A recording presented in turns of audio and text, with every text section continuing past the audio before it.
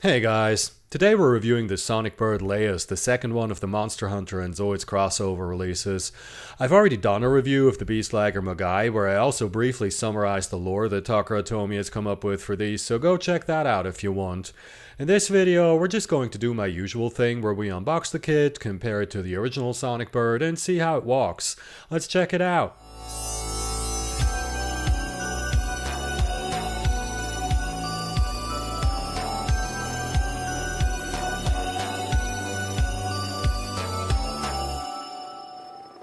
Robo Shop.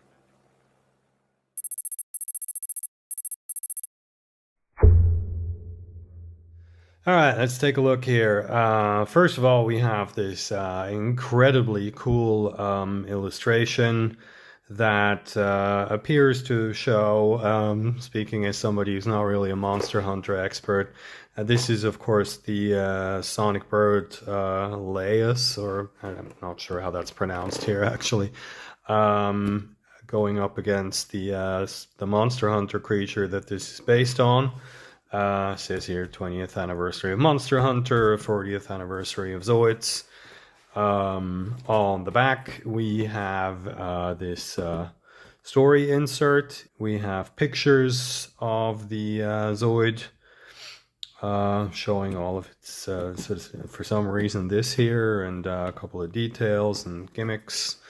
And on the side flaps we have the illustration of the Sonic Bird and of the Beastlager.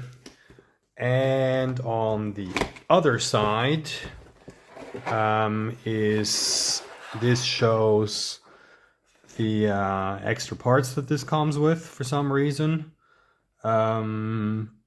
And I know, I mean, these are the extra parts that you need to turn it into the Sonic Bird. I'm just wondering if this comes with more extra parts like the Beastlager does.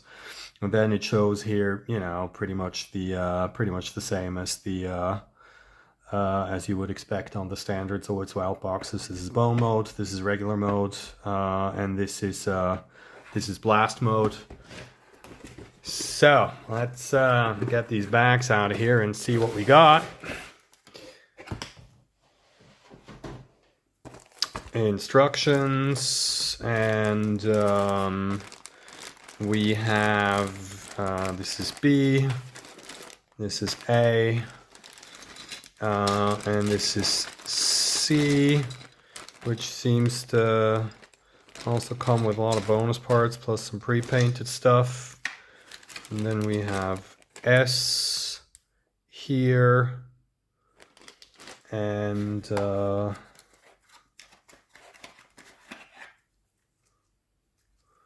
a very standard Zoids Wild gearbox, of course. Alright, instructions. We have, of course, here the box art, 20th anniversary of Monster Hunter, 40th anniversary of Zoids. And on the back here, we also have some stuff that we already saw in the box. The inside here is the parts list. C appears to be all of the extra parts you need to turn this into the Monster Hunter creature. Plus a bunch of extra weapons for reasons I don't understand. And then we have what's in the S bag, along with that bespoke sticker sheet here. And then the building instructions, la-dee-da, going all the way until you add the extra bits to turn this into the Monster Hunter Zoid at the very end. This also shows how to assemble the extra weapons, and has some instructions here, or some information at least, on what these are and what to do with them. Anyway, that's it. Let's take a look at the parts. Here. A, first of all,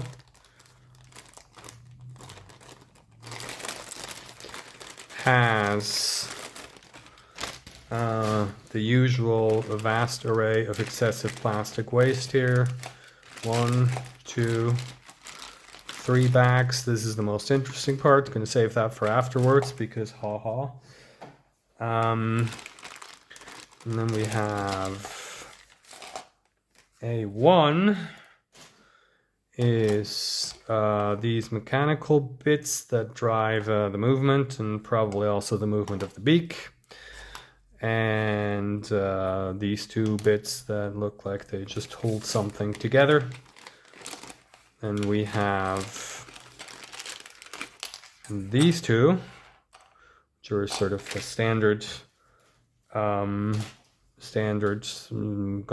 color that I cannot remember what these do. It's somewhere in my original Sonic Bird review, I'm sure. Next, we have what we actually want to see here, which is the pre-painted bits, and there's a lot of them. Wow. So these feet appear to be molded in gunmetal and painted red. It's a very solid paint job here. I'm not seeing any significant errors, and it's also kind of a nice matte color. Although the question is, of course, how well that's going to match up with the actual red plastic.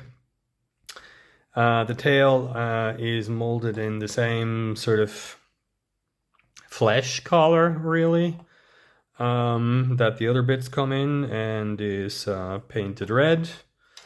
And same thing for the torso halves, which are just painted red along this, basically along this panel line at the top here. Although here there's a bit of paint bleed, unfortunately.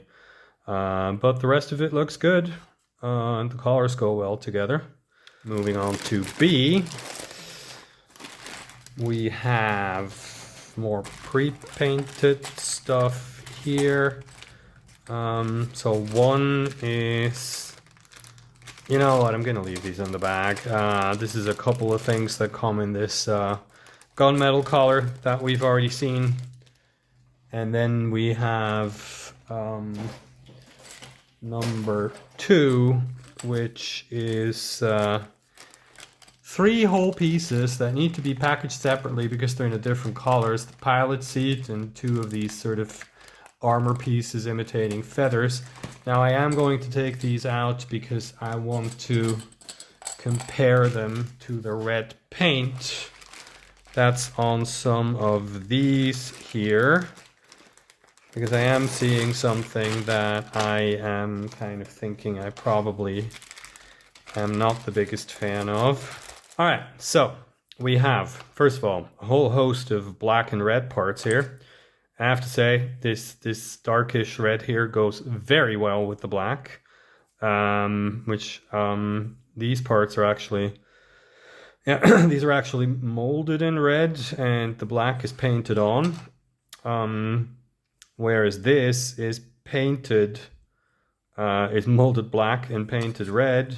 And yeah, you know, you probably can't see this on camera because of the lighting situation here, but the red plastic is definitely a lot glossier than the very matte looking paint, which is a bit unfortunate. Of course, you can remedy that if you just matte paint the whole thing. I mean, matte clear coat the whole thing, if that's what you want to do. Definitely not a kit that I would recommend painting otherwise, because what's the point? This goes on the back, and very tasteful here. This is basically what I would have done if I had masked all of this. The center here is black, the grills here are black, and the fins are black. And then the boosters that go on the outside are red, and that's very cool. The head is sort of separated here, and then just the tips of the fins are black, not the entire fins. This also looks fantastic. I have to say, so far, I'm liking this a lot more than I thought I would. And this is the other half of the head, of course. And finally, we have C, which is also, yeah, see, this is how it's supposed to be. These are packaged separately because they're pre-painted, and the rest is just kind of dumped in there. These are, again, our additional weapon pieces for reasons that are really not entirely clear to me. And here we have all of the pre-painted stuff, which also I think I'm going to leave these in the bag. We have the blades here, which have this section done black. We have these booster thingamajigs that go on the side, which have this section in black and a black detail in the middle. It also looks like this is done very cleanly. The other side here has the same thing painted. And then we have this weapon that also has like black in the center and red on the outside, like we've seen on a lot of these parts now. This is very, very nicely done and should really make this, just give this an overall more detailed appearance because of the color separation. And then the last thing I want to take a quick look at here is the sticker sheet, which is also appears to be some sort of emblem based on the Monster Hunter creature, copyrighted by Capcom. So like the Beast Liger, this comes with its own bespoke stickers. Very cool. Otherwise, not much to look at here. All the S parts are red and the caps are also red.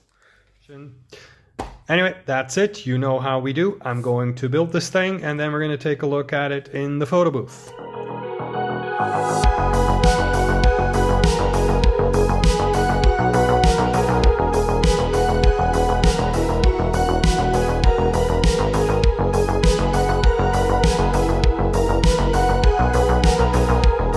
So, like the original Sonic Bird, this one has two walking modes, but it's definitely a bit weird with the wings folded. On the original, they just moved a bit on the side, but here it looks like it's supposed to be walking on all fours, except of course it isn't.